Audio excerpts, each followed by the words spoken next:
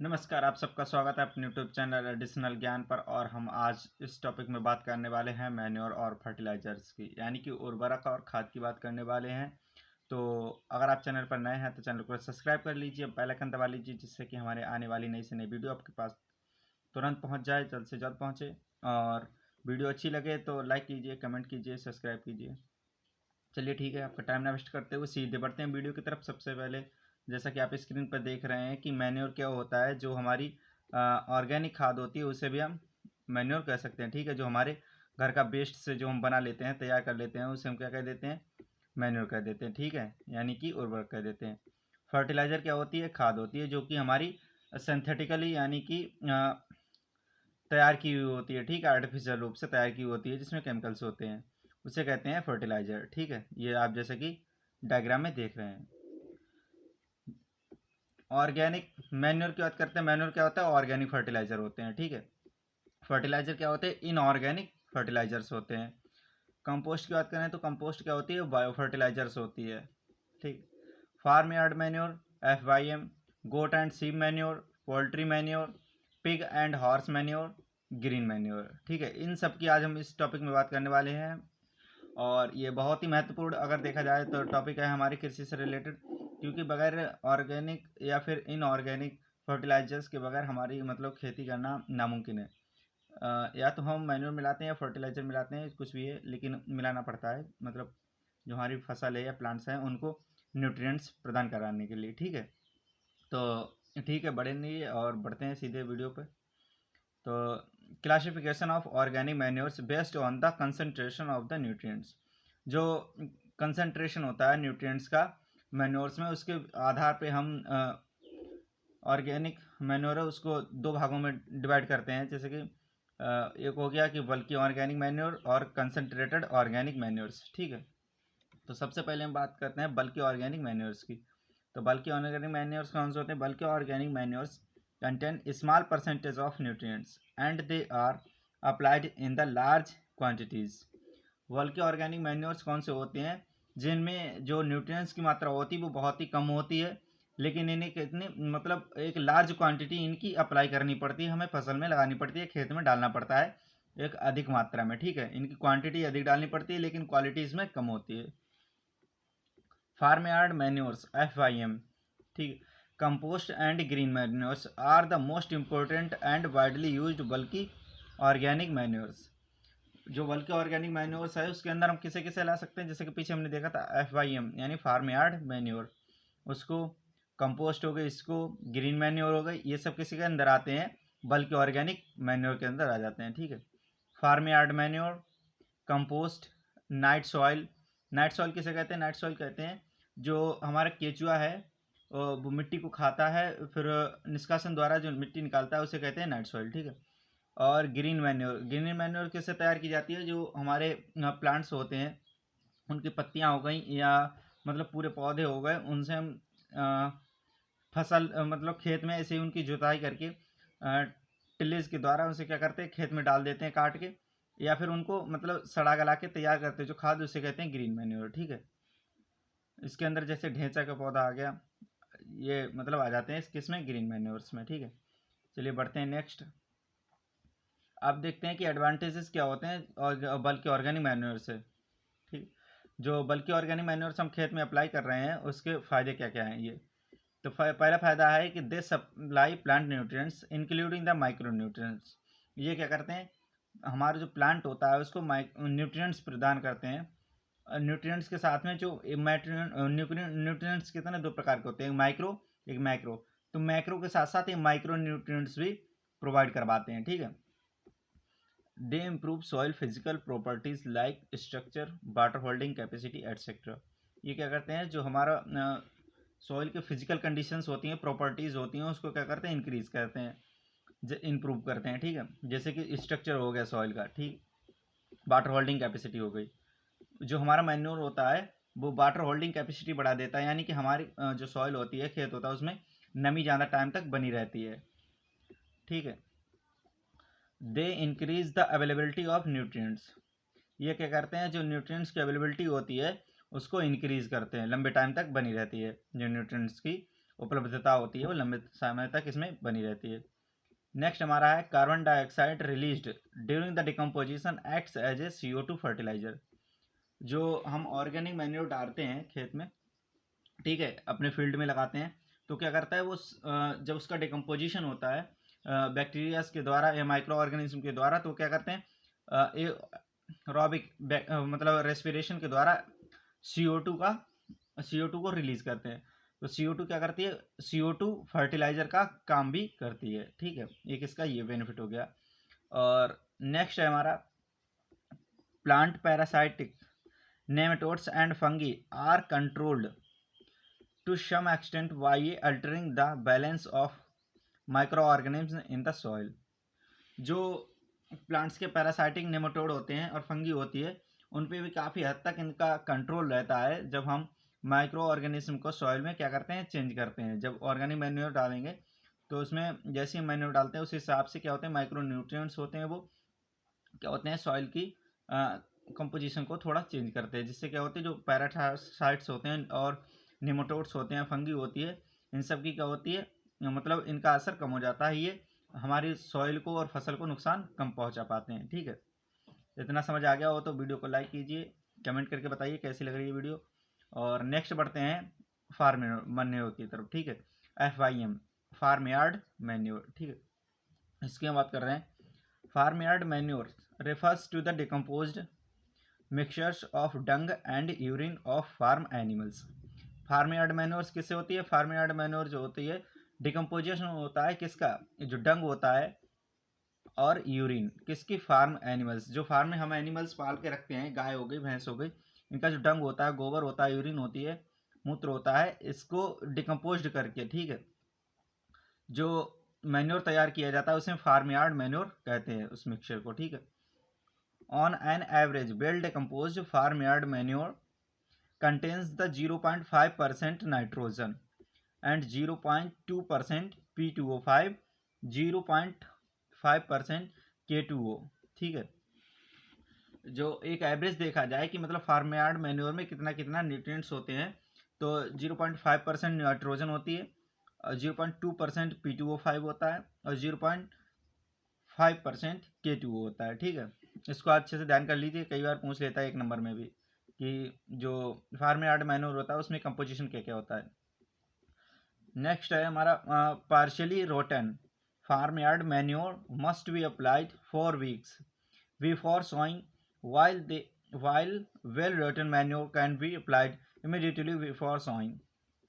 जो partially rotten यानी कि जो अच्छी तरीके से सड़ा गला नहीं है वो फार्म मैन्योर, ठीक है, उसको हम कब करेंगे, 4 सप्ताह 4 वीक्स बिफोर सोइंग, यानी कि जो हम बुवाई करने वाले हैं उससे 4 सप्ताह पहले उसे खेत में डाल देंगे या अप्लाई कर देंगे। जबकि जो अच्छे से रोटन हो चुका है, मतलब सड़ चुका है मैन्योर, ठीक है, तैयार हो चुका है, उसको हम कैसे इमिडिएटली यानी तुरंत भी डाल सकते हैं, ठीक है, खेत में बुवाई से पहले। नेक्स्ट हमारा generally 10 to 20 ton per hectare is applied, but more than the 20 ton per hectare is applied to fodder, grasses and vegetables। Generally क्या करते हैं 20 टन 1 हेक्टेयर में हम अप्लाई कर सकते हैं जो हमारा फार्म यार्ड मैन्योर होता है उसके लिए, ठीक है। लेकिन अगर हम फॉडर यानी कि जो चारा वाली घासें हैं या वेजिटेबल्स को उगाने जा रहे हैं खेत में, ठीक है, ग्रो कराने जा रहे हैं, तो क्या करेंगे हम 20 टन से ऊपर, उससे ज़्यादा भी अप्लाई कर सकते हैं या अप्लाई करना चाहिए, ठीक है, क्योंकि हमारी जो वेजिटेबल्स होती हैं फॉडर ग्रासेस होती हैं जो जल्दी ग्रो करती हैं और इन्हें न्यूट्रिएंट्स की मतलब मात्रा ज़्यादा चाहिए होती है, क्वांटिटी ज़्यादा चाहिए होती है, इसलिए हमें 20 टन से ज़्यादा 1 हेक्टेयर में इनकी आवश्यकता पड़ती है, ठीक है। इतना समझ आ गया, चलिए नेक्स्ट आगे बढ़ते हैं। The entire amount of nutrients present in farmyard manure is not available immediately। जो न्यूट्रिएंट्स की मात्रा होती है फार्म यार्ड मैन्योर में वो तुरंत ही उपलब्ध नहीं होती है फसल के लिए, कि मतलब हमने जो हमारा फार्म यार्ड मैन्योर है वो तुरंत ही खेत में डाला और हमारी फसल को उससे न्यूट्रिएंट्स मिलने लगे, सारे न्यूट्रिएंट्स तुरंत उससे मिल गए, ऐसा नहीं होता है। मतलब फार्म यार्ड मैन्योर क्या होता है, धीरे धीरे वर्क करता है। जैसे अभी आपने डाला तो एक फसल के लिए हाफ मिलेगा, मतलब 50% अभी, वो 20% अभी मिलेगा, 50% नेक्स्ट जो हमारी फसल होगी उसको मिलेगा, और लास्ट बचा हुआ 20% उसके बाद की फसल को मिलेगा। तो इस तरीके से मतलब तुरंत नहीं करता है। The entire amount of nutrients present in farm yard manure is not available immediately, तुरंत अवेलेबल पूरी उसकी मात्रा नहीं होती है फसल के लिए, ठीक है। और जो हम फर्टिलाइजर लगाते हैं उसकी तुरंत ही मिल जाती है। About 30% of nitrogen, 60 to 70% of phosphorus and 70% of potassium are available to the first crop, ठीक है। नाइट्रोजन कितनी 30% ही सिर्फ फार्म यार्ड मैन्योर की पहली क्रॉप को मिल पाती है, जबकि 60 से 70% फास्फोरस मिल जाती है और 70% पोटेशियम अवेलेबल हो जाती है पहली हमारी फसल के लिए, ठीक है। और जैसा कि आप देख रहे हैं फिगर में, ये होती है फार्म यार्ड मैन्योर। आपने लोगों ने देखे होंगे रोड किनारे ढेर लगे हुए, अगर आप गाँव से बिलोंग करते हैं तो आप लोगों को ये बताने की जरूरत नहीं है, जो बने रखे हैं यहाँ पे, ठीक है, ढेर दिख रहे हैं। चलिए नेक्स्ट बढ़ते हैं आगे। नेक्स्ट है हमारा कंपोस्ट, ठीक है। कंपोस्ट क्या होता है इसको भी देख लेते हैं। हाउसिंग वेस्ट, नाम से ही पता चल रहा है कंपोस्ट क्या होता है, हाउसिंग वेस्ट, यानी कि जो हमारा घर का कूड़ा कचरा होता है, ठीक है, उसे कहते हैं हाउसिंग वेस्ट। जैसे कि फसल के छीलन हो गया, ठीक है, वो फसल की सब्जियों का छीलन हो गया, उनके छिक्कल हो गए, कोई मतलब पत्तेदार सब्जी हो गई उसका निकला हुआ कचरा हो गया, ये सब किसके अंदर आते हैं, हाउसिंग वेस्ट के अंदर आते हैं, ठीक है। The average nutrients content of farm compost are 0.5% nitrogen, 0.15% P2O3 और 0.5% K2O, ठीक है। ये इसके कंटेंट्स होते हैं और ज़्यादा कुछ इसमें जानने के लिए नहीं है। अब आ गया हमारा नेक्स्ट सीप एंड गोट मैन्योर, ठीक है। भेड़ और बकरियों का जो मैन्योर होता है उर्वरक, उसकी बात कर रहे हैं। तो सबसे पहले the droppings of sheep and goats contain higher nutrients than farm yard manure and compost. जो ड्रॉपिंग्स होती हैं यानी कि जो भेड़ और बकरियों की मतलब मलमूत्र होता है, ठीक है, उसका जो कंटेंट होता है हायर होता है, उसमें न्यूट्रिएंट्स की मात्रा ज़्यादा होती है। अगर हम कंपैरिजन करें किससे, फार्म यार्ड मैन्योर से, जो गाय और भैंस के गोबर से बनी हुई खाद होती है, उसकी अपेक्षा इसमें क्या होती है कि न्यूट्रिएंट्स की मात्रा अधिक होती है, ठीक है। और बाकी और कुछ जानने को नहीं है, ये जैसे कि आप फिगर में देख रहे हैं, ठीक है, ये होती है, इससे बनती है सीप एंड गॉट मैन्योर, ठीक है। नेक्स्ट हमारा पोल्ट्री मैन्योर, ठीक है। पोल्ट्री मतलब यानी कि जो पक्षी होते हैं उनके पालन में जो उसका मल होता है उससे तैयार किया हुआ मैन्योर, ठीक है, उर्वरक। The excreta of the birds ferment very quickly, जो एक्सक्रेटा होता है, ठीक है, मल होता है किसका, बर्ड्स का, वो कैसा फर्मेंट हो जाता है बहुत जल्दी, ठीक है, वेरी क्विकली फर्मेंटेड हो जाता है। Poultry manure contains the higher nitrogen and phosphorus compared to the other bulky organic manure. जो पोल्ट्री मैन्योर होता है वो कंटेन करता है कि higher nitrogen and phosphorus compare to the other bulky organic manure. इसमें अगर हम बात करें जो बल्कि ऑर्गेनिक मैन्योर का हमने पढ़ा था, फार्म यार्ड मैन्योर, कंपोस्ट और उसके बाद सीप एंड गोट मैन्योर, तो इन सब की अगर हम कंपैरिजन करेंगे तो इन सबसे ज़्यादा न्यूट्रिएंट्स किस में होते हैं, पोल्ट्री मैन्योर में सबसे ज़्यादा न्यूट्रिएंट्स पाए जाते हैं। जो नाइट्रोजन होता है, फास्फोरस होता है, पोटेशियम होता है, इन सब की मात्रा सबसे ज़्यादा किस में पाई जाती है, जो हमारा पोल्ट्री मैन्योर होता है इसमें पाई जाती है, ठीक है। चलिए ठीक है, नेक्स्ट बढ़ते हैं। अब इस टेबल को एक बार देख लीजिए। जो डंग and urine produced by the animals per day, एक मतलब जो जानवर है एक दिन में कितना यूरिन और डंग यानी गोबर और मूत्र प्रोड्यूस करता है, ठीक है। जैसे एनिमल की बात करें तो सबसे पहले कैटल के बारे में एवरेज बता रहा है, मतलब कोई पर्टिकुलर नहीं कि ऐसा ही होगा, एक एवरेज ले रहा है, मतलब सभी को देखा जाए तो एनिमल हो गया। पहले कैटल की बात करते हैं यानी कि जो गाय होती है उसकी बात करते हैं। तो क्वांटिटी ऑफ डंग पर केजी 18 से 20 केजी पर डे, ठीक है, डंग की बात करें गोबर की। और बफेलोज की बात करें तो 25 से 40 केजी पर डे।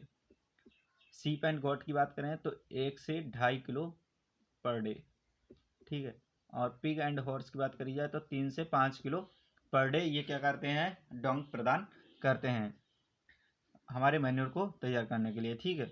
इतना समझ आ गया हो तो कमेंट करके बताइए वीडियो कैसी लग रही है, और लाइक ज़रूर करते जाइए। नेक्स्ट हमारा है फर्टिलाइजर्स। अभी तक हमने पढ़ा था मैन्योर, ठीक है, तो मैन्योर हम आशा करते हैं कि आपको शायद समझ आया हो, और कुछ समझ ना आया तो कमेंट करके जरूर पूछ सकते हैं आप लोग। तो नेक्स्ट बढ़ते हैं फर्टिलाइजर। फर्टिलाइजर की बात करेंगे तो fertiliser is any material of synthetic origin, ठीक है। अभी हमने इस वीडियो शुरुआत की थी तब भी बताया था, मतलब फर्टिलाइजर्स कैसे होते हैं, सिंथेटिक होते हैं, ठीक है, यानी कृत्रिम बनाए हुए होते हैं। Added to the soil to supply one or more plant nutrients. Fertiliser क्या होते हैं, मटेरियल होते हैं, कोई भी मटेरियल हो जो कि हम हमारी मिट्टी में, मृदा में मिलाते हैं, किसके लिए, जो हमारे न्यूट्रिएंट्स होते हैं, प्लांट न्यूट्रिएंट्स होते हैं, उनको एक या फिर उससे अधिक प्लांट न्यूट्रिएंट्स को ऐड करने के लिए, मृदा में मिलाने के लिए कोई भी जो मटेरियल मिलाते हैं उसे क्या करते हैं, उसे क्या कहते हैं, फर्टिलाइजर कह देते हैं, ठीक है, सिंथेटिक ऑरिजिन वाला, ठीक है। चलिए नेक्स्ट बढ़ते हैं क्लासिफिकेशन ऑफ फर्टिलाइजर्स। तो स्ट्रेट फर्टिलाइजर्स की बात करेंगे तो only one primary nutrient present. Straight fertilisers कहते होते हैं जिनमें सिर्फ एक प्राइमरी न्यूट्रिएंट प्रेजेंट होता है, ठीक है। कॉम्प्लेक्स फर्टिलाइजर्स कौन से होते हैं, टू और मोर प्राइमरी न्यूट्रिएंट्स प्रेजेंट। स्ट्रेट में कैसा, एक, सिर्फ एक प्राइमरी न्यूट्रिएंट्स प्रेजेंट होता है। कॉम्प्लेक्स फर्टिलाइजर्स में दो या दो से अधिक प्राइमरी न्यूट्रिएंट्स प्रेजेंट होते हैं। Mixed fertilisers, physical mixture of straight fertiliser. जो फिजिकल मिक्सचर यानी कि स्ट्रेट फर्टिलाइजर में क्या होता है, सिर्फ एक प्राइमरी न्यूट्रिएंट्स होता है, प्रेजेंट होता है, लेकिन physical mixture of straight fertilisers यानी कि दो या दो से ज़्यादा कैसे स्ट्रेट फर्टिलाइजर्स इसमें अवेलेबल होते हैं, ठीक है। तो चलिए देखते हैं classification based on the nutrients. तो न्यूट्रिएंट्स के आधार पर देखते हैं। तो पहला है हमारा नाइट्रोजीनियस फर्टिलाइजर्स, ठीक है। नाइट्रोजीनियस फर्टिलाइजर किसकी, तो इसमें कौन आ जाता है, यूरिया जाता है। इसमें कितनी होती है, 46%। यूरिया का आप मतलब पैकेट भी लाते हैं, कट्टा लाते हैं, ठीक है, तो उसमें देखा होगा 46% उस पर यूरिया लिखा होता है। ये होता है मतलब नाइट्रोजन वाली फर्टिलाइजर होता है। सबसे ज़्यादा किसमें होती है, यूरिया में होती है। और फॉस्फेटिक फर्टिलाइजर की बात करें, फॉस्फेट की, तो डीएपी होती है। डीएपी में कितनी, 46% होती है। और पोटेशिक फर्टिलाइजर, पोटेशियम वाला जो आता है उसके तो मतलब बैग्स आते हैं, लेकिन उस पर कोई पर्टिकुलर क्वांटिटी उसकी गिवन नहीं होती है, तो यहाँ पे हमने लिखा नहीं है इसलिए, ठीक है, वो तो कोई भी ले सकते हैं। लेकिन सबसे ज़्यादा किसमें होती है, डीएपी वाला अगर कट्टा लेंगे तो उसमें 46% होती है पोटेशियम, वो फॉस्फेट 46%, और नाइट्रोजन की बात करें तो यूरिया में 46% होती है, ठीक है। चलिए नेक्स्ट बढ़ते हैं। नेक्स्ट हमारा स्ट्रेट फर्टिलाइजर। अब हम इसको थोड़ा डिटेल में देखते हैं, विस्तार में देखते हैं, ठीक है, इसका अच्छे से, क्योंकि कई बार ये डिफाइन करने के लिए एग्जाम में आ जाता है कि मतलब फर्टिलाइजर्स को मतलब कितने आधार पर, न्यूट्रिएंट्स के आधार पर कैसे क्लासीफाई किया जा सकता है, और उनका मतलब डिटेल में वर्णन कीजिए, ठीक है। तो इसलिए हम देखते हैं इसको स्ट्रेट फर्टिलाइजर्स को। तो straight fertilisers are the those which supply one primary plant nutrients namely NPK।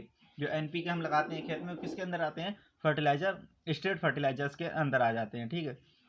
जैसे एग्जांपल देख लीजिए, urea, ammonium sulphate, potassium sulphate, potassium chloride, ये सब किसके अंदर आ जाते हैं, स्ट्रेट फर्टिलाइजर से। स्ट्रेट फर्टिलाइजर्स एक बार फिर सुन लीजिए कौन से होते हैं, जो कि सिर्फ सप्लाई करते हैं only one primary plant nutrients, सिर्फ एक प्राइमरी प्लांट न्यूट्रिएंट सप्लाई करते हैं, उसे स्ट्रेट फर्टिलाइजर कहते हैं। एग्जाम्पल याद कर लीजिए NPK, ठीक है।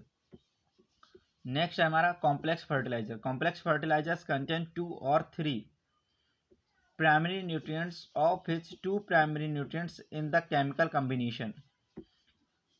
जिसमें क्या होता है, 2 प्राइमरी न्यूट्रिएंट्स किसमें होते हैं, केमिकल कॉम्बिनेशन के रूप में होते हैं। These fertilisers are generally produced in the granular form. ये फर्टिलाइजर जनरली किसके रूप में होते हैं, ग्रेनुलर यानी कि दानेदार रूप में होते हैं। जैसे एग्जांपल हम बात करें तो एग्जांपल हो गया हमारा ammonium sulphate and di ammonium sulphate, ठीक है। एक बार फिर देख लिए कॉम्प्लेक्स फर्टिलाइजर्स को। कॉम्प्लेक्स फर्टिलाइजर में क्या होते हैं, 2 या 3 प्राइमरी न्यूट्रिएंट्स होते हैं, ठीक है। उनमें से क्या होते हैं, 2 प्राइमरी न्यूट्रिएंट्स किसके रूप में होते हैं, केमिकल कॉम्बिनेशन के रूप में होते हैं, और ये किसके रूप में होते हैं, दानेदार रूप में पाए जाते हैं, ठीक है। एग्जाम्पल इसका अमोनियम सल्फेट हो गया, डाई अमोनियम सल्फेट हो गया, ये देखिए। नेक्स्ट हमारा बचा है मिक्स्ड फर्टिलाइजर्स। मिक्स्ड फर्टिलाइजर को अच्छे से देख लीजिए एक बार। मिक्स्ड फर्टिलाइजर्स क्या होते हैं, मिक्स से समझिए आ रहा है, मतलब मिक्सचर होगा किसी न किसी का, तो किसका मिक्सचर होता है, बस ये देखना है। Mixed fertilisers are physical mixture of straight fertilisers. जो स्ट्रेट फर्टिलाइजर्स होते हैं जिसमें सिर्फ एक प्लांट न्यूट्रिएंट्स पाया जाता है, उसका क्या होता है, ये मिक्सचर होता है। They contain 2 or 3 primary plant nutrients, ये क्या करते हैं, 2 या 3 प्राइमरी प्लांट न्यूट्रिएंट्स को कंटेन करते हैं। Mixed fertilisers are made of the thoroughly mixing the ingredients either mechanically और annually। ठीक है, जो मिक्स फर्टिलाइजर्स होते हैं किसके द्वारा बने होते हैं, मिक्सिंग के द्वारा बने होते हैं। जो इंग्रेडिएंट्स होते हैं जो कि मैकेनिकली हों या फिर एनुअली हों, ठीक है, मैनुअली, वो यहाँ पे एनुअली नहीं मैनुअली होगा, सॉरी, तो मैकेनिकली या फिर मैनुअली क्या रहे होते हैं, मिक्स किए हुए होते हैं इंग्रेडिएंट्स। ठीक है, नेक्स्ट पॉइंट है DAP is a phosphatic fertiliser because it has the 46% phosphorus. DAP कैसा है, फॉस्फेटिक फर्टिलाइजर, अभी हमने पीछे भी देखा था 46%। और नाइट्रोजिनियस फर्टिलाइजर की बात करें तो हमने यूरिया देखा था। ठीक है, तो कैसा है, डीएपी एक फॉस्फेटिक फर्टिलाइजर है जो कि 46% फॉस्फोरस को रखता है, क्वांटिटी रखता है। ठीक है, इतना समझ आ गया है। चलिए ठीक है, नेक्स्ट देखते हैं। नेक्स्ट आ गया हमारा फर्टिलाइजर यूज एफिशिएंसी, मतलब जो हम फर्टिलाइजर यूज करते हैं उसकी एफिशिएंसी क्या है। ठीक, the fertiliser scheduling must be based on soil test, acidity fertilisers और अल्कलाइन सॉइल्स फॉर, और यहाँ पे फॉर होगा। और बेसिक फर्टिलाइजर्स किसके लिए, एसिडिक सॉइल रिएक्शंस के लिए। ठीक है, जो एसिडिक फर्टिलाइजर्स किसके लिए, किस में यूज़ किए जाते हैं, जो अल्कलाइन सॉइल होती है उनमें एसिडिक फर्टिलाइजर्स को यूज़ करते हैं। जो बेसिक फर्टिलाइजर्स होते हैं वो किस में करते हैं, एसिडिक सॉइल में यूज़ करते हैं। Surface application thoroughly the broadcasting should not be adopted what the fertilizers should be placed about the 3 to 4 centimeter by the side or below the seed। जो हमारा सरफेस एप्लीकेशन होता है उसको broadcasting के द्वारा, यानी कि जो हम हाथ से छिटक के बुवाई करते हैं खाद की, वो नहीं करना चाहिए। या फिर जो हमारा सीड्स होता है उसकी बुवाई करते हैं तो सीड से साइड में या फिर सीड के नीचे 3-4 सेंटीमीटर नीचे या फिर साइड में क्या करना चाहिए हमें, मतलब फर्टिलाइज़र का डालना चाहिए, फर्टिलाइज़र डालना चाहिए। क्योंकि मतलब जो हमारे सीड से रूट्स निकलती हैं, जड़ें निकलती हैं, वो फैल के हमारे फर्टिलाइज़र को ग्रेड कर सकें। ठीक है, क्योंकि ऊपर डाल देंगे तो जड़ें तो नीचे निकलती हैं। अब आपने मतलब क्या किया है, जो ब्रॉडकास्टिंग के द्वारा जो खाद छिटकी है वो ऊपर डाल दी है ज़मीन के, लेकिन वो हमारे प्लांट्स को इतनी जल्दी अवेलेबल नहीं हो सकती है, जड़ों तक नहीं पहुंच सकती है। ठीक है, इससे क्या होगा, मतलब हमारे प्लांट्स की ग्रोथ धीमी पड़ जाती है। इसलिए क्या करना चाहिए हमें, सीड्स के या तो साइड में डालना चाहिए या फिर सीड बुवाई से पहले ही नीचे हमें क्या करना चाहिए, जो फर्टिलाइजर उसको डाल देना चाहिए, अप्लाई कर देना चाहिए। ठीक है, in the case of heavy soil type half of the nitrogenous fertiliser should be basal placed and rest should be top dressed in one split only. जो हमारी हैवी सॉइल्स होती हैं, ठीक है, जलोढ़ मिट्टी वगैरह होती है, इनमें क्या करना चाहिए हमें, जो हमारा फर्टिलाइजर है उसको आधा, मतलब जितनी हम लगाने जा रहे हैं, ठीक है, जैसे कि हमने 1 कट्टा ले लिया, 1 बैग ले लिया, तो उसमें आधा हम क्या करेंगे, पहले डाल देंगे, और जो आधा हमारा हाफ बचा हुआ है उसको हम बाद में स्प्लिट के द्वारा एक बार में डाल देंगे, स्प्लिटिंग करके। ठीक है, पूरे खेत में। तो ये भी समझ आ गया। चलो नेक्स्ट बढ़ते हैं। नेक्स्ट है हमारा फर्टिलाइजर एप्लीकेशन मेथड्स। जो एप्लीकेशन के मेथड होते हैं, मतलब जो हम फर्टिलाइजर खेत में लगाते हैं उसको मतलब क्या क्या मेथड हो सकते हैं, तो हम इसकी बात करते हैं। तो पहला हो गया ब्रॉडकास्टिंग। ठीक है, इसमें basal dressing, top dressing. Basal होता है यानी कि नीचे, मतलब मिट्टी में नीचे मिलाना, और टॉप मतलब ऊपर छिटकना। ठीक है, बैंड प्लेसमेंट, हिल या रो में, रो मतलब नीचे, हिल मतलब जो जैसे कि आलू की बुवाई होती है, गन्ने की बुवाई होती है, तो हिल कैसे, मतलब जो ऊपर ऊपर का बन जाता है। 1 मिनट, अभी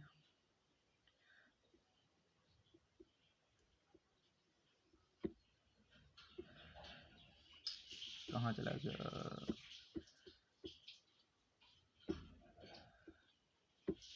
जैसे कि इस तरीके से आपने देखे होंगे। ठीक है, ये ऊंचा हो गया, यहाँ खाली है, ठीक है, ये ऊंचा हो गया, तो क्या करते हैं इसमें हिल में हम यहाँ पे फर्टिलाइज़र को अप्लाई कर देते हैं। ठीक है, और रो वाले में, इसमें नीचे वाले में। ठीक है, ये हो गया हमारा हिल और रो। ठीक है, ये किसके अंदर आ जाते हैं, बैंड प्लेसमेंट के अंदर आ जाते हैं दोनों। ठीक है, और नेक्स्ट है हमारा placement, through sole, deep placement, वो प्लो सोल, डीप प्लेसमेंट और लोकलाइज्ड प्लेसमेंट का, ठीक है। प्लो सोल यानी कि जो हम जुताई करते हैं, ठीक है, टिलिस करते हैं, उसके अंतर्गत क्या करते हैं, हल के साथ में डाल सकते हैं। डीप प्लेसमेंट यानी कि ज़मीन की गहराई में जुताई के पहले डालेंगे, जिससे क्या करेंगे, जो हमारी जो फर्टिलाइजर होंगे ज़मीन के अंदर चले जाएंगे, ठीक है। Pellet placement used in the paddy during puddling. Pellet placement कब होता है, जो मतलब हम पैडी यानी कि धान की बुवाई के टाइम पे, रोपाई के टाइम पे यूज़ करते हैं। पडलिंग से पडलिंग करते हैं यानी कि पलेवा को, ठीक है। जब हम क्या करते हैं, मतलब खेत में पानी भर के और ट्रैक्टर वगैरह से उस पानी को अच्छे से मिट्टी में मिक्स करते हैं, उसे कहते हैं पडलिंग, ठीक है। तो उस टाइम पे क्या करते हैं, जो न्यूट्रिएंट्स होते हैं, ठीक है, जो फर्टिलाइजर उसको क्या करते हैं, अप्लाई कर देते हैं, उसे कहते हैं पैलेट प्लेसमेंट, ठीक। अब इन सबको थोड़ा सा एक बार डिटेल में देख लेते हैं जल्दी जल्दी, क्योंकि काफ़ी टाइम हो गया, ज़्यादा टाइम नहीं वेस्ट करें। टॉप ड्रेसिंग की बात करें सबसे पहले, तो top dressing should be done after the draining out the water and weeding so that the loss of nutrients is minimum. Top dressing में क्या होता है, जो आफ्टर ड्रेनिंग आउट वाटर, जो हम पानी होता है, पानी लगाने के बाद हमें क्या करना चाहिए, टॉप ड्रेसिंग करना चाहिए, जिससे क्या होता है कि न्यूट्रिएंट्स का मतलब वेस्ट क्या होता है, कम हो जाता है, ठीक है। वाटर एंड वीडिंग, जो पानी होता है हमारी सरफेस से, वो अंदर ज़मीन में चला जाए या निकल जाए, या फिर जो हम बीडिंग करना चाहते हैं, खरपतवार निकालना चाहते हैं, उनको निकालने के बाद क्या कर देना चाहिए, हमें टॉप ड्रेसिंग कर देनी चाहिए, न्यूट्रिएंट्स को डाल देना चाहिए, फर्टिलाइजर को अप्लाई कर देना, जिससे क्या होती है, न्यूट्रिएंट्स की लॉसेस कम होता है, ठीक है। Paddy field used for the transplanting should be puddled and the fertiliser should be applied at the time of puddling, ठीक है। जो हमारा पैडी फील्ड होता है, यानी कि जो धान का खेत होता है, उसमें क्या करेंगे, हम जो फर्टिलाइजर्स होते हैं, उर्वरक मतलब खाद होती है, उसको कब अप्लाई करेंगे, पडलिंग के टाइम पे अप्लाई कर देंगे, डाल देंगे, ठीक है। इससे क्या होता है कि मतलब जो हम रोपाई करते हैं धान के पौधे की, तो पौधा लगाते ही हमें क्या हो रहा है, उस पौधे को न्यूट्रिएंट्स मिलना स्टार्ट हो जाते हैं, ठीक है, क्योंकि पूरी मिट्टी में वो अच्छे से मिल चुका होता है पडलिंग के टाइम पे ही। नेक्स्ट हमारा this will help fertiliser to penetrate and get stored in the soil. ये क्या करता है, मतलब जो फर्टिलाइजर होता है वो हमारी सॉइल में अच्छे से स्टोर हो जाता है, मिल जाता है, ठीक है। नेक्स्ट बढ़ते हैं, नेक्स्ट हमारा डीप ड्रेसिंग। डीप ड्रेसिंग में क्या होता है, deep placement of fertilisers along with the fodder feeding or nitrogen, example urea, through the spraying of the nitrogenous fertilizers in place of top dressing should be done in the case of dry land। इसमें क्या करना चाहिए, deep dressing है, जो हमारा मतलब fertilisers होते हैं, ठीक है, जैसे कि नाइट्रोजन हो गया, ठीक है, इन सबको क्या करेंगे, स्प्रिंग के द्वारा हम मतलब जो हमारा फील्ड है, खेत है, ठीक है, उसमें क्या करेंगे, अप्लाई कर देंगे, स्प्रे कर देंगे। जो हमारा सूखा हुआ मतलब खेत है, फील्ड है, उसमें क्या करेंगे, अप्लाई कर देंगे स्प्रिंग के द्वारा। ये हो गया डीप ड्रेसिंग। इससे क्या होगा, मतलब जो न्यूट्रिएंट्स होंगे वो हमारे वाटर के साथ में सॉइल में अंदर चले जाएंगे, ठीक।